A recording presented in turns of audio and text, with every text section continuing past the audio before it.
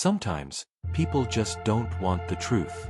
Not because they can't handle it logically, but because deep down, they don't want their illusions shattered. Friedrich Nietzsche said it best: sometimes people don't want to hear the truth because they don't want their illusions destroyed.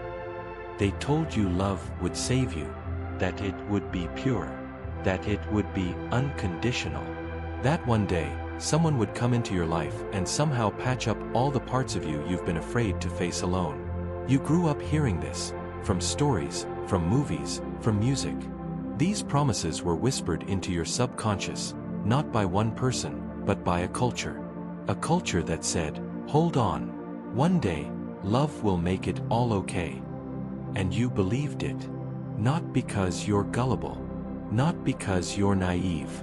You believed it because you were never taught how to see through the illusion. But here's a thought that might sting a little. What if that promise was never supposed to be kept? What if the love you've been searching for isn't salvation, but strategy? What if nature, this philosopher we often misunderstand or reduce to cliches, saw all of this coming? See, nature doesn't write fairy tales. Nature doesn't care about happy endings. Nature writes with a scalpel. Sharp, unforgiving, honest. He cuts through the myths, the masks, the emotional safety nets we wrap around our egos. And when nature looks at love, when he looks at the way we relate to women, what he sees isn't charming. It's not romantic. It's real. And a lot of men, maybe most men, aren't ready to see that yet. Because here's the hard truth. You don't love her. You love the version of her that reflects the man you wish you were. You love how she makes you feel like you're enough. You love the validation, the quiet message her presence sends that says, you matter. But validation isn't love. And what you call love might just be a carefully constructed illusion, one that keeps you emotionally obedient. Women, for centuries, have had to learn how to wield power in a world that denied them visibility. They weren't handed swords, so they learned to fight with silence.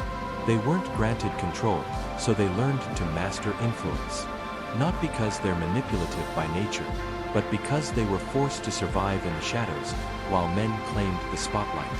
And that's where modern men get it wrong. You think her adaptability is innocence. You think her softness is surrender. You think her tenderness is unconditional. But it's not. It's refined power. It's been rehearsed, honed, perfected. While you're out here spilling your heart and calling it vulnerability, she's not just listening to your words. She's scanning them, mapping them, not to hurt you, but to understand where the leverage is. Because that's how she's learned to navigate closeness. Not out of cruelty, out of instinct. Because a long time ago, she learned that the one who sees the game, but doesn't talk about it, wins. And what about you? You were raised to idolize. To put her on a pedestal so high, it blinded you. You can't see the strategy, not because it isn't there, but because you don't want to. You prefer the dream, the muse, the healer, the good girl. But what if all those roles are just masks? Masks she learned to wear because, quite simply, they work. Nietzsche didn't expose these lies to shame women. He exposed them to wake men up. Because as long as you keep telling yourself that she's morally superior, that her affection is pure and without motive, you'll keep handing over your agency in exchange for emotional comfort. And she'll accept that power, not out of malice, but because she's been taught, over generations, how to use it. You're not being loved. You're being handled. And the most terrifying part? You kind of like it that way. You like the emotional anesthesia, the comfort, the worship. You like outsourcing the hard work of self-worth to someone else. Because as long as you believe she's your redemption, you never have to confront why you needed saving in the first place.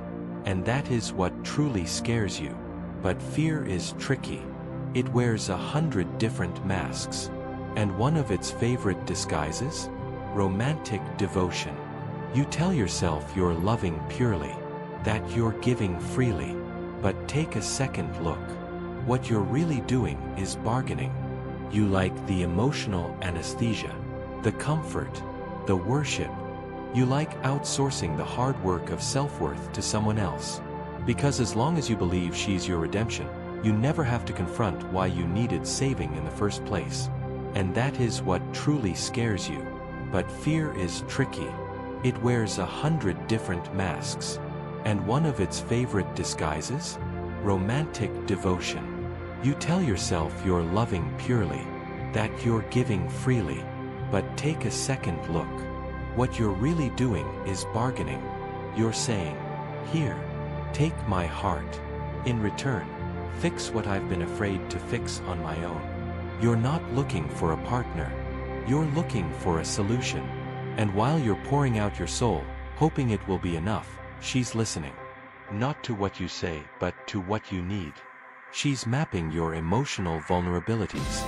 Not to break you, but to position herself in a place where she becomes indispensable. It's not cruelty, it's survival. And nature saw this. He saw that love, or at least what we often call love, is more often a contest for emotional real estate.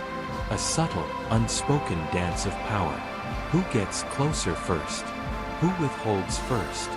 Who controls the rhythm of connection? These aren't questions of affection. They're questions of leverage. And the harsh reality, the one who needs less, controls more. You're giving her everything, your time, your energy, your identity. You call that honesty. She gives you just enough to keep you coming back. She calls that connection.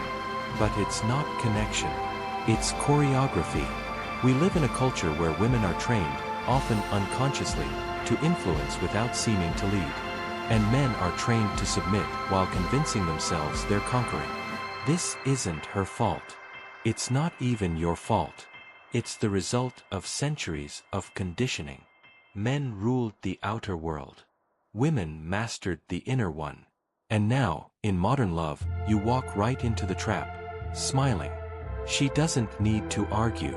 She just needs to suggest. She doesn't need to demand. She only needs to want. And suddenly, you're reshaping your decisions, your goals, even your identity, all without her ever raising her voice. That's not manipulation. That's mastery. You call her mysterious because you don't understand her. But the real reason you don't understand her? It's because you've never questioned the myths you were taught about her. You still think love is about unity. She knows love is about leverage. And when she pulls away, it destroys you. Not because she's gone, but because your reflection left with her. Nietzsche might say, you never loved her. You loved the way she made you feel about yourself. She was the stage where you performed your worth. Now the stage is gone. And what's left? Silence and truth. Here's that truth. She didn't deceive you. She just stopped playing the role you wrote for her. You didn't love her. You loved your idea of her. And when she stopped performing, you called her cold. You called her cruel. But maybe the real betrayal was yours. Maybe the real betrayal was yours, for loving a fantasy and expecting her to live inside it. Nature didn't condemn women. Nature condemned the men who refused to grow up. The ones who wanted muses instead of mirrors.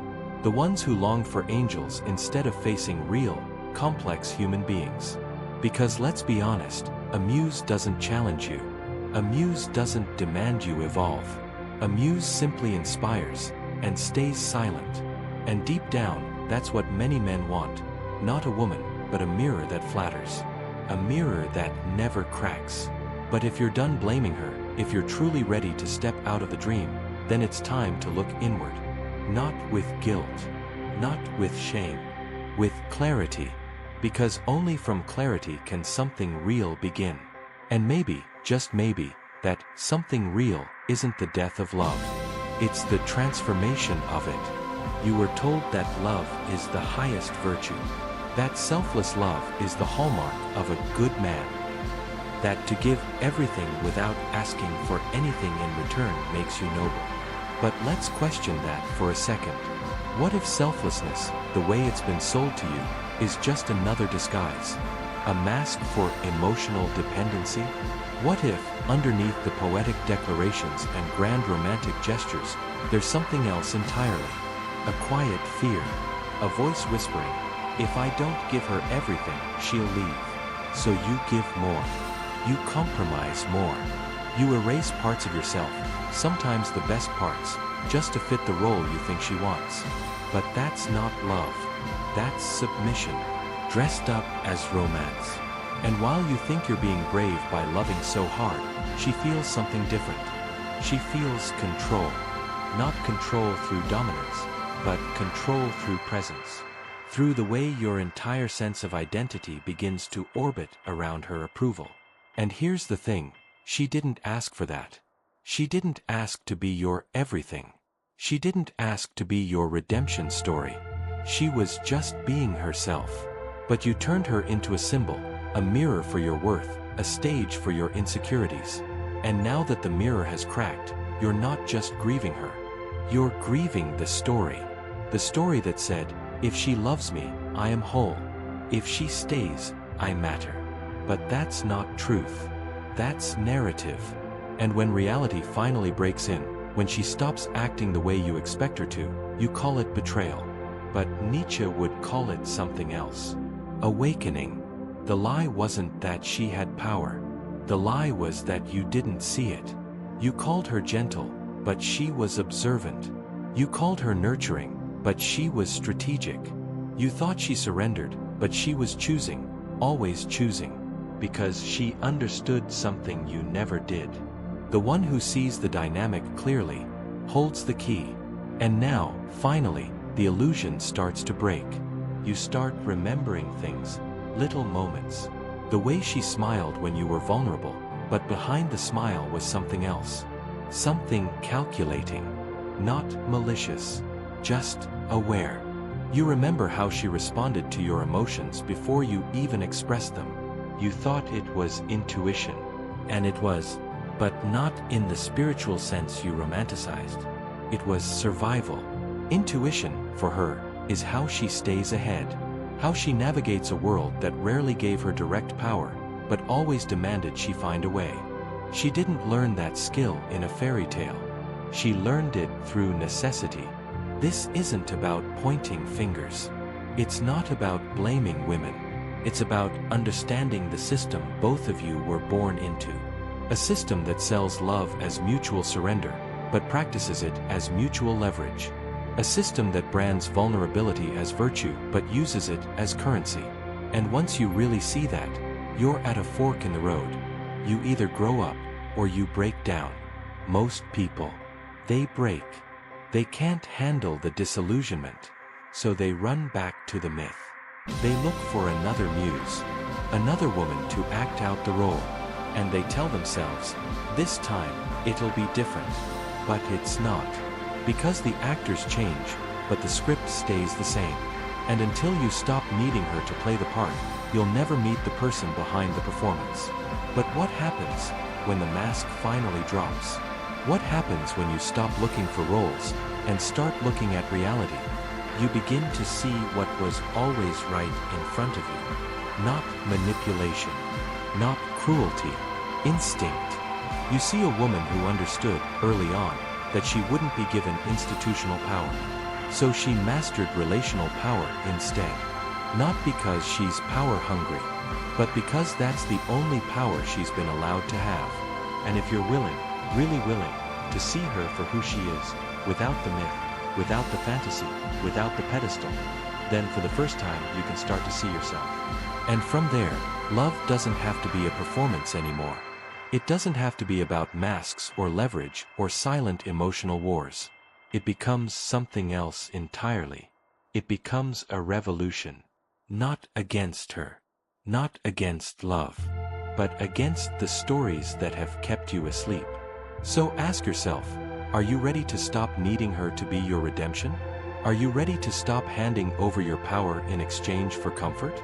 Because only when you stop needing the myth, can you meet the human being behind it. And only then can you be the human being behind your own. If this cracked something open in you, even a little, then good. That discomfort you're feeling? That's not weakness. That's the beginning of strength. Not the strength that flexes or performs, but the strength to see. To finally look at the illusions you've lived in and say, enough. Because if we're honest, illusions are comforting. They're soft. They give you answers, even if they're lies. They give you roles to play so you don't have to face the terrifying truth. You've been performing your identity instead of living it. So now the question isn't, will she love me? The real question is, am I still hiding behind the hope that she will? That's the difference between a man and a boy. A boy waits to be chosen. A man chooses himself. And maybe that's what Nietzsche, and nature itself, has been trying to teach us all along. That the path to love, real love, doesn't begin with finding her. It begins with finding you. Because once you see through the illusion, once you understand that what you've been calling love was often just emotional outsourcing, hoping she would carry the parts of you you were too afraid to hold, then something radical becomes possible. You stop asking for salvation. You start demanding truth. You stop needing to be completed. You start becoming whole. And from that place, from wholeness, a new kind of connection becomes available.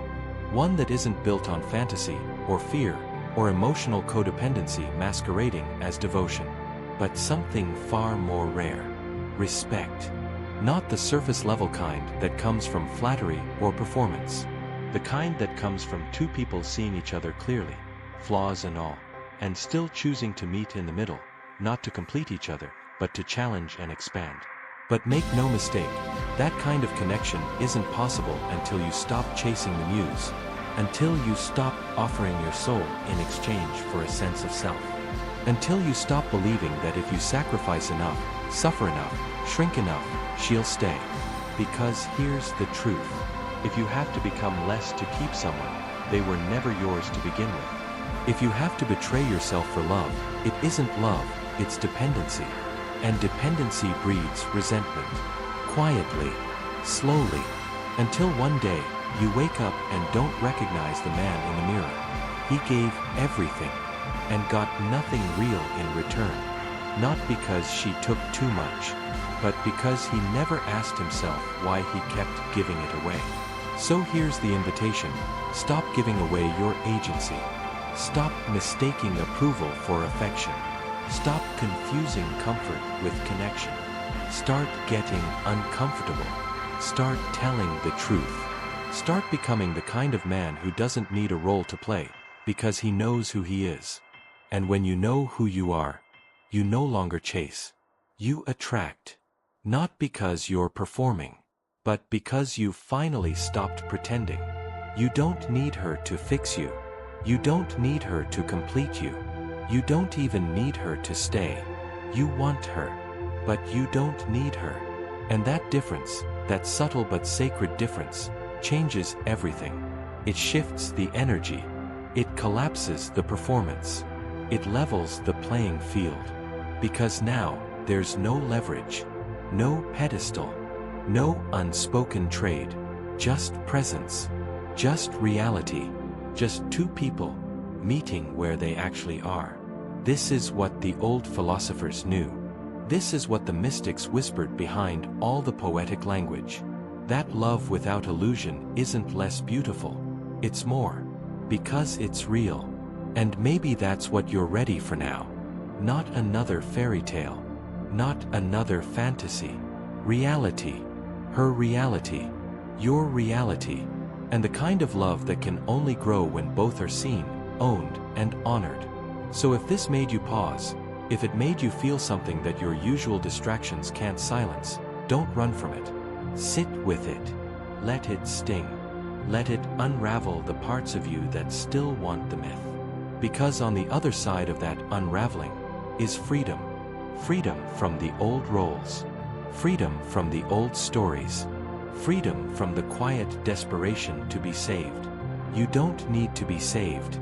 You need to be seen by yourself first, then maybe one day by someone else. Not as a savior, not as a fantasy, just as a person. And maybe that's enough. If this hit somewhere deep, if it made you feel uncomfortable in the best way, then share it. Like it. Subscribe. Not for entertainment, but because you're tired of sleepwalking through your own life. Because you're done with illusions. Because you're finally ready to see.